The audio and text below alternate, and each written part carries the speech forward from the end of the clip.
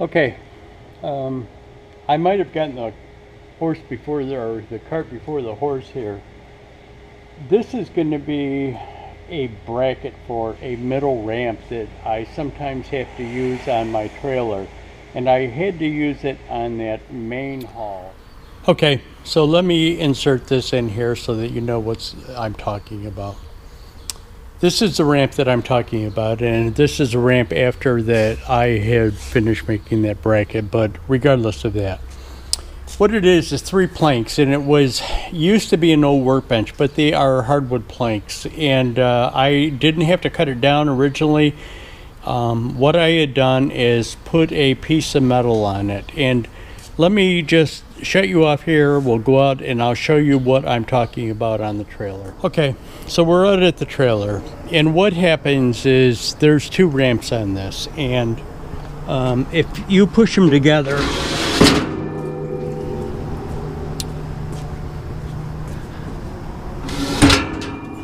that's as close as they go together. So if you have a tractor that has a tricycle front end or narrow front end, you need that front end wheel to go up in there. So what I did is I had that ramp and I hooked it over this bar in the middle, and that ramp happens to be exactly as I don't know why that camera just did that. That ramp happens to be exactly as long as the ramps are, so it worked out perfectly. So what I had done, I had originally, when I had built the thing a couple of years ago, I had just found a piece of pipe, cut it in half, and it was kind of thin wall pipe, let's almost call it conduit, and screwed that onto it. But so what happened is when I went up to Maine, I got the forklift on, using it all right, but when I went up to Maine and unloaded it, it broke that piece of pipe off of the back of the ramp. So what I had to do is come back and repair it. And that's what this shop update is going to be about, is repairing that ramp and redoing it so that it's strong enough to withhold having to do things like this. Haul of that forklift truck to Maine, because on the back side of that forklift, it had a narrow tires. The tires weren't, the steer tire in the back weren't spaced out like the front tires. They were narrow like tricycle tires. There was 2 of them, and they were pretty wide, and there was probably a 6-inch gap in between them, 4 or 6-inch gap in between them, but they were that tricycle type tire thing. And so to get it up onto the trailer, you need to provide a middle ramp, because my ramps don't come together in the center, and even if they did come together in the center, they probably wouldn't be wide enough to get the other conventional type tire spacing onto the trailer. So, and I'll show it to you, or I might have shown it to you already, but here is the start of welding the bracket up.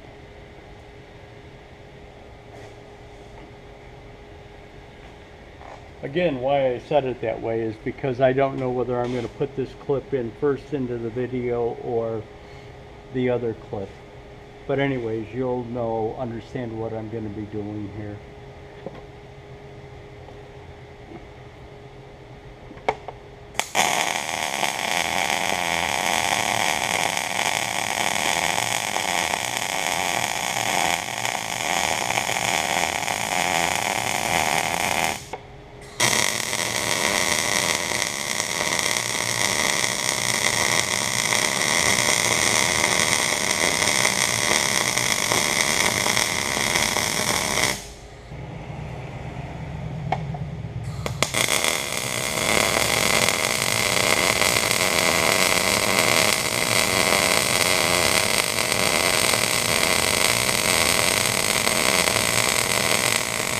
I'm going to have to reposition this piece.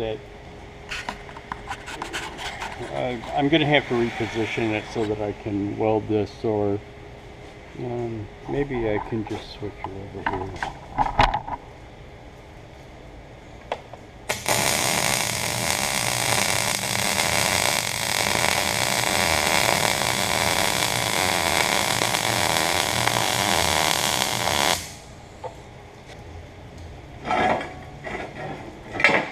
I was going to weld the bottom of them, but I really think I need to. But what I'm going to do is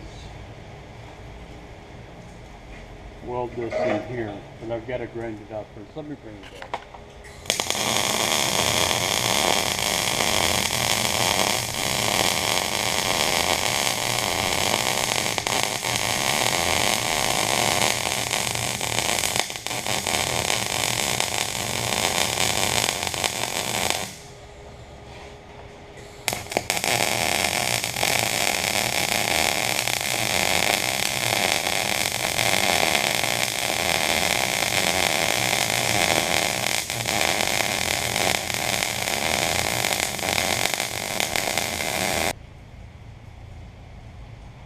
Okay, we're still over here at the welding bench, and what I did is I just took it out to the trailer to test fit it. And what I didn't take into consideration is these two edges go up against the,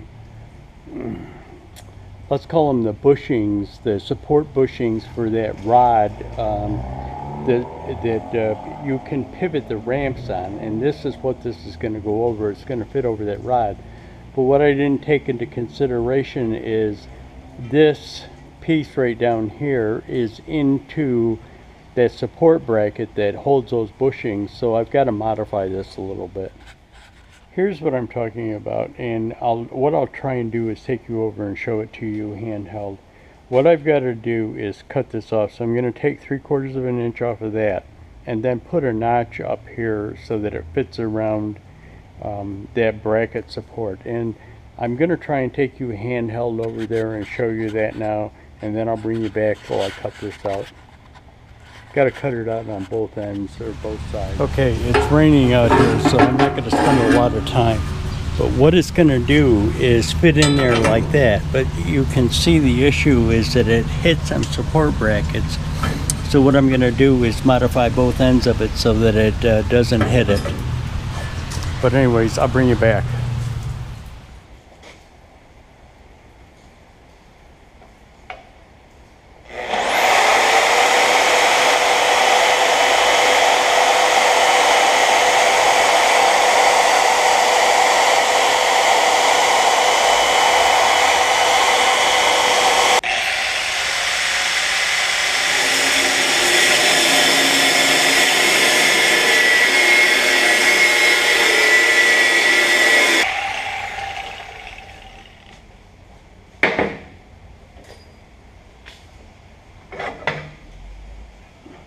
Let me take it over there and test fit. Okay, here we go for the test fit.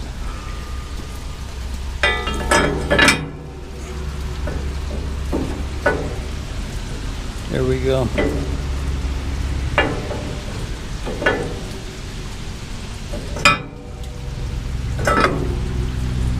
I'll bring you back. Okay. These are the 3 boards that I use for the ramp, and originally what I had was a piece of pipe that would fit over the trailer pin. When I say the trailer pin, the bar that goes in the back and the ramp swivel pivot on up and down. That bar goes all the way through, but there's 2 support posts in the middle of it, spaced about 2 feet apart, that won't allow the ramps to go together, totally together. So what I did was had this piece of wood, which is the exact same length as the ramps on the trailer, and what I had was originally a piece of thin wall piping that I had lagged onto this just to catch over that bar on the ramps. And now what I'm going to do, that thing broke off when I unloaded the forklift in Maine. That thing broke off. So what I'm going to do is put this piece of pipe on that you kind of saw me fabricate together. I'll put this piece of pipe on and we'll go from there. So I brought the steel piece over to fit onto the ramp, and originally this end, that's where it had been bolted, and what I was gonna do is take and put it on the other end, because there was no old lag bolt scars in there. Then I started thinking, wait a minute, I notched this thing so that it would fit around the trailers, and lo and behold, when I had originally built this thing, there is the notches that I had cut out of it. So I had ran into the same exact problem of having to notch it when I originally built this thing, and put that old piece of pipe on there. But anyways, it'll go on this end. What I'm going to do is just I'm going to mark through bolt locations so that I can I'll take this piece of angle iron over to the mill and just drill the holes in there. Okay, so here is that ramp after I installed that new bracket on the end, which should hold up a lot better than before. What I also did was took all of that junk that was on the back side of it off and just put 2x4 cleats across the 3 boards. Yeah.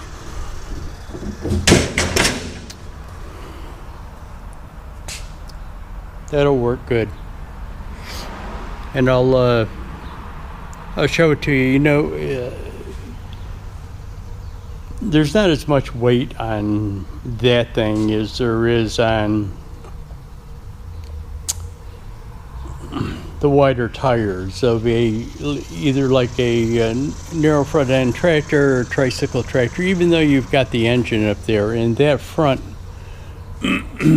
steering housing assembly radiator support, like off of a International 460, is heavy in itself. I mean, really heavy. But basically what you're doing is very little time usually is spent on that thing, on this ramp, before the front end gets up onto the trailer itself. So even though there is quite a bit of weight on it, this thing is really strong.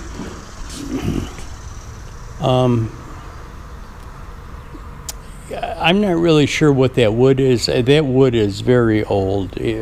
I want to say that it's hardwood because this thing is heavy, but it could be old growth pine too, where it had very tight, narrow grain. But the thing is heavy, very heavy. So, and when I put anything on it, like that forklift or the tractor, the boards flex a little bit, but not that much. So I'm good with it, and I'll show it to you when I use it again, or I'll show it to you if I ever have any problems with it, and so that we can know what the issue was and how to resolve it. I'll bring you back. It's another part of the shop update. Anybody that follows my channel knows that I put this winch on my trailer, and it's covered under another video. I'll try and leave a link in the description if anybody interested in seeing me install this winch. But what I did was put a battery, auxiliary battery, in the thing to run the winch off of. And the battery is under this wooden box. I'm not going to open that wooden box right now. But you'll see this thing that I had to install on there. Let me explain what happened. I put the battery on there and just ran a wire from the auxiliary box. I picked up the center pin or the auxiliary wire off of the 7-pin hitch and ran a wire back to the positive on this, and then just grounded the battery. The cables go out to the winch. What happened was, I use the winch quite often, and I never had a problem until I went to I had to help winch that forklift onto the trailer that went to Maine. And when I got over there, that place only being a couple of blocks away, so I hooked up the trailer, went over there, and I went to use the winch, and the winch wouldn't work. Well, it turned out that the battery, because it was fed directly, backfed the emergency braking system on the trailer. So what it did is it drained that battery out. So what I was going to do was put a diode in there, and diode only allows electricity to go one way. And I have an electrician that has a shop next to mine. So I asked him about it, and he says, man, I can't even begin to tell you where you would get a diode around here. He says, you're not going to find one like an electrical supply house. You might find them online, but then you've got to figure out how to size it. He says, I do work on fire trucks and ambulances, and he says that they make an auxiliary battery isolation switch. So that's exactly what this is. And probably inside this thing is diodes, but the switch is specifically designed for exactly that. So if you have auxiliary batteries on a truck or on a fire truck or something like that, your power supply from the starter batteries doesn't get drained from the auxiliary battery when it's not in use. So that's exactly what I did.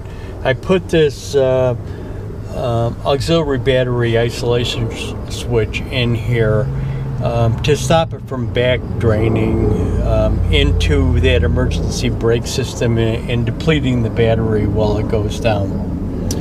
But anyways, I just kind of thought I would show that to you. I thought I'd just show this to you. This is by the railroad tracks that are behind my shop. This is the fair train. I live outside of Buffalo, which is in Erie County. And the Erie County Fair is one of the largest county fairs in the country. I forgot. The attendance varies from year to year, but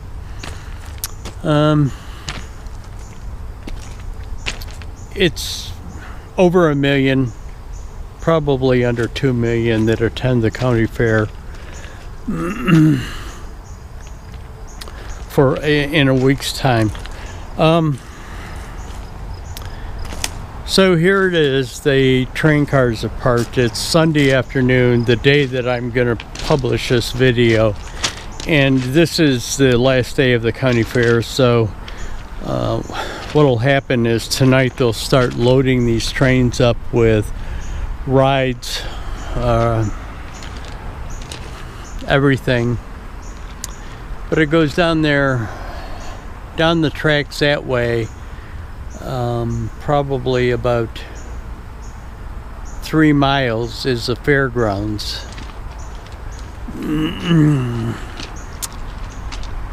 And that is headed south. So the fairgrounds from here are north, the tracks run south. It's just a little side spur. There used to be a lot of industry down south that the trains used to run to, but now it's basically, there is a propane distribution station somewhere's down here, and they bring propane tanks in basically kind of on a daily basis. So that's mainly what this track is used for. But this isn't like a Amtrak or something like that. It's some other railroad company, and they have a little service yard down. That building that you see over there is a concrete plant, and behind that concrete plant is this railroad station service yard, and they have it down there. But I thought you guys might enjoy the James Strait train. It'll be all night long. There will be trucks coming from the fairground over and unload. They load the train from down there. So they bring to the trucks, the rides, everything from the fairground over and start loading it. And as you can see, there's ramps that go from train to train. And so the trucks, they start just driving the trucks down through this train until they get to the end of it.